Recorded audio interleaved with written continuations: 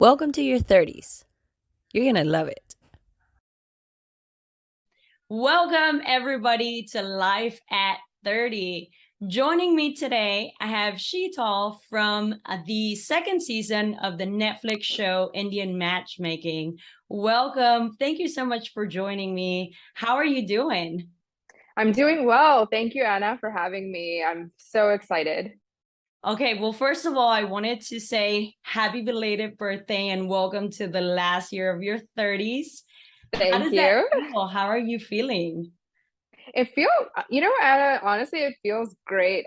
I know I remember when I turned 30. So when I was 29 and I turned 30, I was dreading turning 30 because I had put so much pressure on myself, but I learned so much over the last decade that now I'm just embracing this and I actually can't wait till 40. So I'm loving it. I'm enjoying every minute. That's awesome. As I was just mentioning to you, I want to change the narrative in, Hmm. turning 30 and this whole decade. I actually feel in my life, my 30s have been wonderful. And so I I know that feeling of, having like to dread turning 30, but honestly, it's been great and it can only get better from here. Absolutely. I always say the best is yet to come. Absolutely. So tell me, what are you wanting to accomplish this last year of your 30s? So, and I might take some advice from you actually, but my story in particular was really a story of hope for a lot of people, especially in the South Asian community, women that are older and still single in their late 30s and even into their 40s. So, that doing the show, that experience was amazing, and I'm also going to be on season 3. But I think, what I really want to accomplish this year is bringing other stories that are inspirational, to light. And so I want to do that through my own podcast. Oh, awesome. Well, I can't wait for that. That's wonderful. Well, let's talk about dating. You were on this show. First of all, tell me, how did you feel dating in your 30s was? So I'm not sure if you're familiar with dating in New York, but I always say it's a very different beast because I spent pretty much my whole adult life in New York, and so I've been on and off single since and dating since my 20s. Mhm. So when I started dating in my 30s in New York, I found that the pool of men that were available, it felt like it was shrinking and it was getting smaller and smaller. Mhm. And quality men, I was having a hard time finding quality men. And then on top of that, there's so many options in New York. So I was finding it really difficult to meet men that actually wanted to settle down. So it was like a huge point of frustration for me, and that attitude didn't really change until I started to work on myself during the pandemic, which was 2 years ago. And I actually want to talk to you about that because I know you do Hmm. a lot of, manifestation. So we're going to touch on that later on. But so you mentioned with, your background, I do know that like once you get to your 30s, as a society as a whole, we put so much pressure on settling down by a certain age. And so watching you on the show, I actually got to see a little bit of your culture and that same pressure, that gets put like you need to settle down, you need to have kids, you need to get married. How do you feel that on top of that societal, like pressure, how do you feel that your own culture puts so much pressure on settling down? So the pressure that I face on it from my culture, and that comes from like my parents' generation, even generations prior to that. It's always been, marriage is it's such a big part of our culture, and so I started to get that pressure when I was in high school. So it was like we weren't ever really allowed to date, but it was like, okay, once you get into your early 20s, you immediately have to start, like looking for someone, and you have to meet someone and settle down. And so I faced that pressure quite early on. And that actually taught me how to draw boundaries with my family into my 30s because, the older that you get, there is still that stigma in my culture that, you're sort of headed for spinster status, or whatever the words that they use. And so I felt quite a bit of pressure from them. Do you personally put a lot of pressure on yourself right now, that you want to already be, I guess, married and have kids? I think that you touched on that a little bit on the show. And so Mhm. how are you feeling with your own pressure? So, I guess the pressure was lifted because, I did end up meeting someone. And so I I put pressure on myself until I started, and I know we'll get into that a little bit later, but until I started the manifestation journey, that's when I took the pressure off, because, I started to realize that it not like whatever was going on externally, if I continued to worry and I continued to put pressure on those things, I was actually moving further and further away from, whatever goals that I had. Yeah. So I really did work to take that off, Oh, good. because you can only because at the end of the day, you can only control yourself, Right. and you can't control when you're going to meet someone or even how you're going to meet someone, and so Yeah. I thought, okay, do I spend my time? I know it's easier said than done, it took a lot of work, but it's like, do I spend my time in that worry, state, and then not be productive and focus on, the things that I love? Or do I take that as fuel and use it towards, the positive things that I love to do, the creative things that I love to do? Yeah, absolutely. And you know what? Just to kind of give you a little bit of background on my own love story, I met my Mhm. wife almost 5 years ago. And it was Uh-huh. like you said, I was not looking to meet anybody. I just went out one night, to the club, to the bar, and I was just socializing, not wanting to have anything serious with anybody. And then we met. I can tell you she is not a person that I normally would go for. But you Uh-huh. know what? I love the fact that this happened because it happened at the time it needed to happen, right? And then on top of Absolutely. it, it happened with the least person that I thought it would ever happen with. And so now, we actually got married about 6 months ago. Oh And my we God, thank congratulations. you.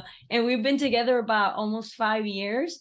And also another thing that I reflect on is this type of relationship, if I would have met her in my 20s, it would have never worked out. And so I love that you said you just can't control when you meet that person. Absolutely, absolutely. And to your point about not things not working out in your 20s, I and maybe you might share this, but when I was in my 20s, I had no freaking idea who I was. Yeah. So Yeah. it was like, there was so much growth and evolution, that's happened from my 20s until now. So I mean, 2 decades of evolution. And so I now, when my cousins or like my younger cousins or friends come to me, I'm like, you know what, actually, against what the aunties and like your family says, wait till you're in your mid 30s or even Yeah. older, because then you really know who you are, you know what you want, Yeah. you're very like more secure in yourself. And that was my goal. I took out the pressure of the relationship, and I was like, my goal is to make sure that I'm good internally. That was it. I couldn't agree with you more. And honestly, even with like knowing who you are and then knowing what you want, that sometimes isn't enough. And being so young and not knowing how to navigate through a relationship, I think that we can all agree relationships are hard no matter what. And so having a long lasting relationship and being a little bit wiser and being older, it does kind of help you a lot. It can go a long way in resolving issues with your partner and knowing how to navigate that relationship versus in your 20s. A lot of the time, there's fighting, you don't necessarily communicate in the best way possible, and so you don't know how to make that relationship last as long, just because you just don't know what you're doing. Exactly. Yeah. I mean, you summed it up exactly. I want to ask you, how are things with your boyfriend? They're great. So that's why I moved to Miami. So we're living together. That's so And things, awesome. yeah, so things are good. And I mean, anyone that asks me, I get a lot of dating advice questions. It was absolutely worth it to wait. I mean, as cliche as that sounds, I couldn't have asked for a better partner. So, and that's what it is. It's a true partnership. It's a collaborative partnership, and I never had that in my past relationships. That's awesome. And I'm gonna be honest, I kind of like stalked his Instagram a little Oh bit. yeah, Um, yeah, yeah, and I find him to be such a joy of a person. He yes, dances and and I love like just like his little videos where he just talks about things. I love that. I feel that you don't find a lot of men that are very connected to themselves. And I love that about yes. him. I love that he's just, doing his thing, dancing. He's such a joy, honestly. Oh, thank you, thank you. So we talked a little bit about meditation. There was a Mhm, video that you had made where you talked about a mental diet. And mhm, those particular two words, they kind of stuck with me so much because we mhm. essentially we work on ourselves physically so much. We work out, we watch what we eat, but we there's no mental diet, right? So Absolutely. you touched on that and I was like, man, that is such a great way to put it, because you have to, a lot of the things that you eat whenever you're trying to get in shape, you stop eating, you stop doing, just so you can kind of get to that goal. And it's kind of the same mentally. If something is bringing you negative, feelings, emotions, then all you have to do is get rid of that. So I love that you said that you do deprogramming, you do manifestation. Tell me a little bit more about that. Yeah, so when the pandemic hit in 2020, I was in New York, and so I was in my apartment by myself. I didn't leave because I had no idea what was going on. And so when you're faced with yourself Yeah. and you have to sit with yourself and kind of like take down those layers and chip away, I was like, wow, I have a lot of healing that I haven't done yet. There's a lot of things, like I had limiting beliefs and all of these preconceived notions about relationships, and I wasn't meeting someone. So my sole goal at that time was, I was like, oh, I really want a companion, I want a partnership, and I felt lonely. And so I reached out to this manifestation coach. She was a recommendation from a friend, and she, single-handedly really changed my life because she didn't she's not a relationship expert, but what she helped me to do was figure out what was holding me back, Mhm.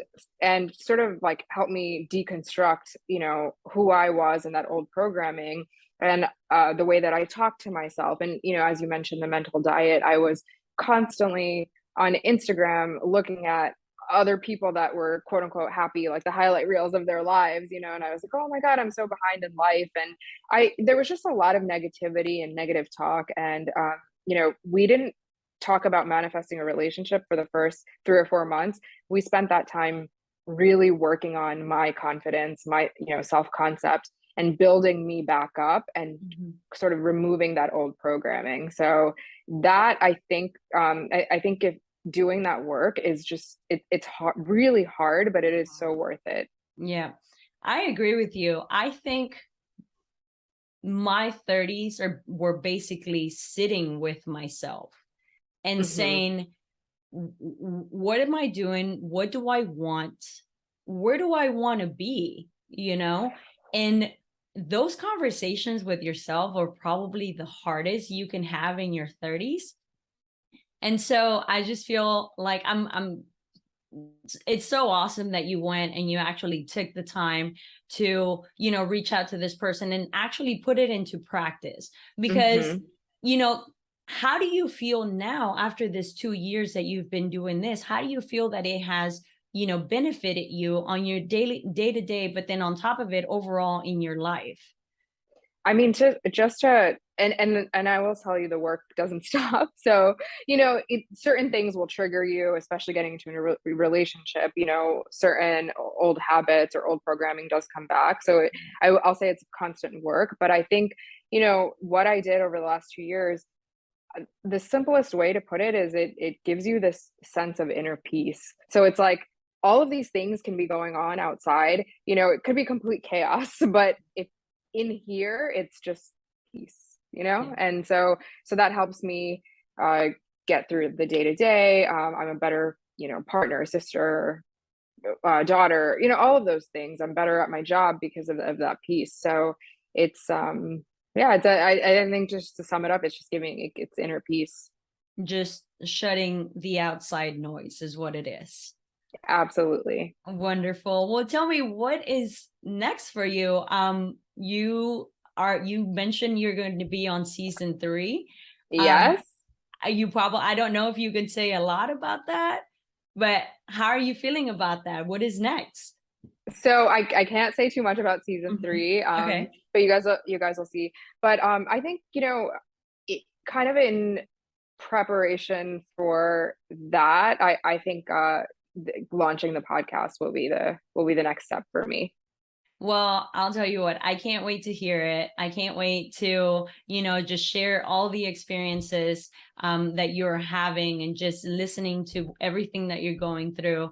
I honestly enjoyed watching your story on the Netflix show. It resonated with me. You were one of the only ones, one of the few ones on the cast that really touched on being in your 30s and Hmm. having that pressure of being in a certain place. And so immediately I was like, I can relate to you. Like, I know what you're saying. I feel everything that you're feeling. And so everything you said really resonated with me. So Oh, I'm so I glad. really So enjoyed, glad. yeah, watching. And I can't wait. Honestly, I can't wait for season 3. I'm a big fan of the show, so I'll be watching. Awesome. Yeah. Oh, thank you. I love that. Thank you.